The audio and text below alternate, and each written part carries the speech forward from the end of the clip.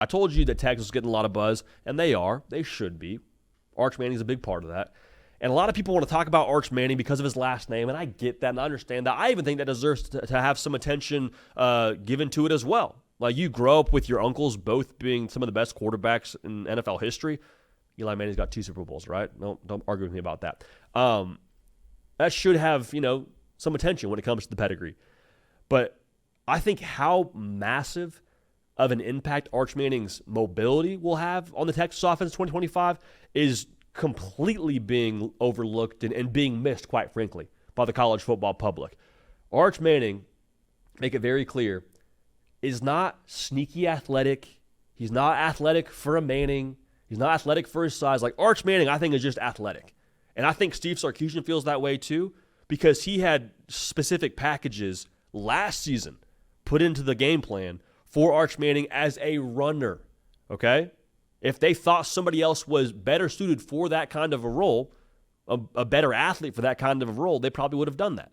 The fact that you had Arch Manning with a threat to throw the football, but then also his legitimate mobility traits, I think that matters a lot. I think that Steve Sarkisian is telling you, no, we're going to dial up run plays for Arch, have success doing it, and feel great about that being a part of our game plan, okay?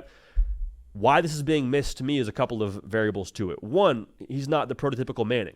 Think about Peyton Manning, think about Eli Manning. You don't really envision Lightning McQueen level speed or athleticism. Again, no knock to those guys, just a different mold from Arch to those dudes. Also, this is kind of a new flavor for Steve Sarkisian offensively. Think about Steve Sarkisian offenses. You think Quinn Ewers, you think Mac Jones, you think about like Jake Locker, who had some mobility to him at Washington. But like, I don't instantly go to, Steve Sarkisian, mobile quarterback guy. Not really like who comes to mind, the most when you think about guys who call plays for mobile quarterbacks. But I do think we should understand, what is Steve Sarkisian at the end of the day as an offensive play caller? One of the best in the game. I think he's a legitimate chef when it comes to calling plays.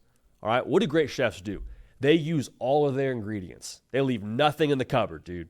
All the spices, all the specific cuts of meat, they use everything and they maximize it. You really think that Arch Manning and what he is as a runner is going to be on this roster? And Steve Sarkisian is going to say, nope, let's just run the Quinn Ewers offense. No, let's run the Mac Jones offense. I'm sure they'll take pieces of what those schemes were that worked and try to maximize that in other ways, but it's not going to be a thing where you just leave the Arch Manning, I would guesstimate 4.6, maybe low 4.7, 40-yard dash that he has, and say, no, we're good. Let's just leave that out of the game plan. We don't think that can help us. That's not him. That makes no sense. What stupid people would do, and Steve Sarkisian is not a stupid person. So with that being the case, what really is this going to mean for the Texas offense? What are we actually going to see from Arch, and how is it going to impact Texas in 2025? I think at its peak, you're going to see Arch Manning and his mobility supercharge the RPO attack that Steve Sarkisian has. You've heard many a color commentator over-explain to you what an RPO is, but at the base of what this offense is supposed to be, when you run the RPO scheme, you're trying to put stress on the second level of that defense. When I put the ball in the running back's belly, that linebacker's got to make a choice. Am I going to play the run? Going to pat my feet here and try to play the passing lane? I can't do both at a high level unless I'm just some freak show linebacker, which they do exist in the SEC, but they're not growing on trees. I got to make a decision.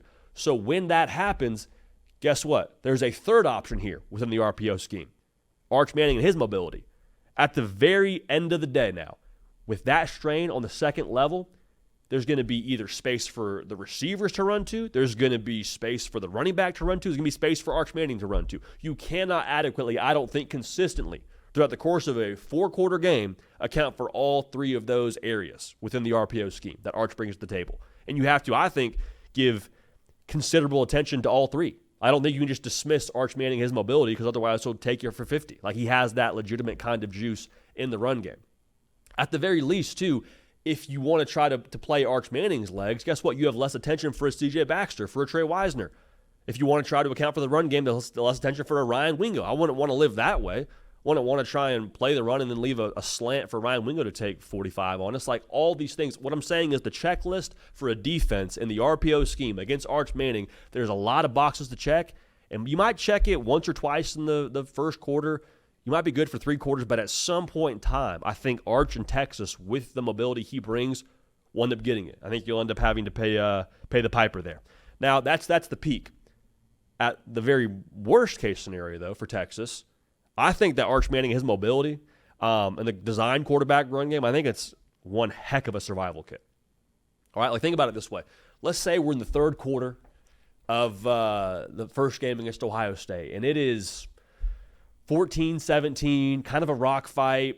Arch is having trouble getting it going through the air. That secondary for Ohio State's really freaking good. Caleb Downs, he exists as well. He gets to study the game plan as well. He's out there, mission control out there, air traffic control out there. You just can't get anything going in the passing game. You can have a way with Arch and his legs now to just try and win a rock fight. Like, you can help the offensive line out. Your running back room we feel good about with Wisner and Baxter when he's healthy. You have another way now to throw another rock in a rock fight. Like, overall, it just, to me, raises the absolute floor for what Texas is offensively. Even if the game is too fast and he's having trouble processing things and, it's just, again, an ugly game, bad weather, whatever, you still can just say we're going to run the football and play good defense. Kind of what Texas did a year ago, right? And now I know Quinn Ewers had some games where he popped and made some big throws. I'm not discrediting that. But there was a lot of the time a year ago where you were like, man, Texas just kind of keeps winning. Ugly's the wrong word, but they're not necessarily applying a ton of pressure to teams with how explosive they are in the pass game. Like Texas, they got guys in the perimeter, and Quinn Ewers is a good quarterback, but we're not really seeing it over the course of every given Saturday, right? I think you have that, but a supercharged version of that, supercharged survival kit, if you will, to Arch Manning and his legs. So at the end of the day, man, I'm very excited to watch this. I think that defense is going to be absolutely nasty. And this, to me, with Arch's legs, not guarantees, but makes me feel real good about when I'm picking Texas here this year to do some good things, that it's going to be a lot more on the defense. The Texas offense won't just be a no-show. They'll have ways to move the football, at the very least flip the field with what Arch has on the ground game. So Arch and his legs, not being talked about enough. The last name, the pedigree, the story arc of sitting at Texas all deserves attention. I hear that, but what he is as a runner and what they will do with him as a runner, massively overlooked, will be a massive part of his game, especially early on for Texas in that first game against Ohio State. If things get a little bit hairy, you get some bad weather, whatever, I think it's going to be very, very big for Texas and for Arch here in 2025.